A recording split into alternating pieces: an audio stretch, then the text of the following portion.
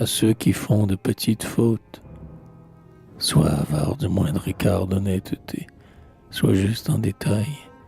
Voir des deuils, rire à côté, mentir pour un plaisir, tricher pour un centime, cela ne te fait rien perdre en ta propre estime.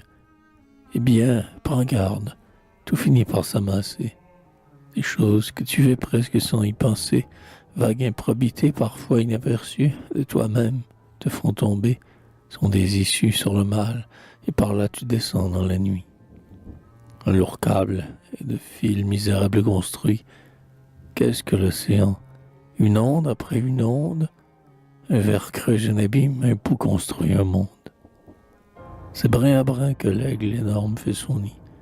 Un tas de petits faits peu scrupuleux finit par faire le total d'une action mauvaise. Et d'atome en atome, on empire et l'on pèse. Souvent, quand vient le jour du compte solennel, en étant qu'imprudent, le poids d'un criminel. Homme, la conscience est une minutie. L'âme est plus aisément que l'hermine, noircie.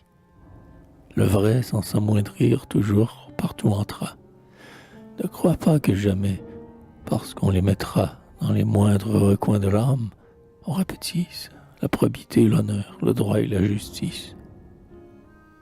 Devant les cieux qu'emplit un vague aspect d'effroi, surtout, sans savoir qui, sans demander pourquoi, le philosophe pleure, aime, intercède, prie. Il pense, il sonde avec sa prunelle attendrie le mystère et comprend que quelqu'un gémit là. Il parle à l'infini comme Jean lui parla. Il y penche son âme et par cette ouverture répand un sombre amour sur la vaste nature. Il bénit à voix basse en marchant devant lui toutes les profondeurs de l'ombre et de l'ennui.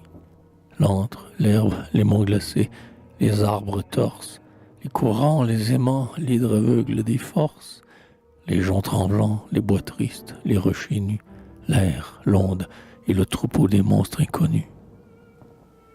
Il contrôle, incliné, ce qui vit, ce qui souffre, et tous les noirs captifs invisibles du gouffre, et part dans l'être horrible aux effrayants alliés, enchaînés au carcan ou tirant des colliers.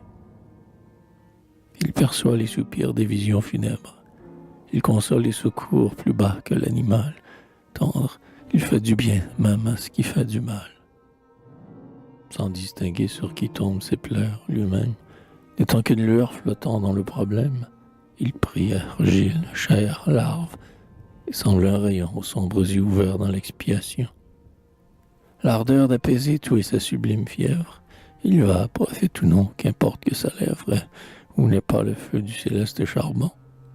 Il sait bien qu'on l'entend, qu'il suffit d'être bon, que les exilés rêvent la délivrance. Il passe en murmurant « Espérance, espérance !»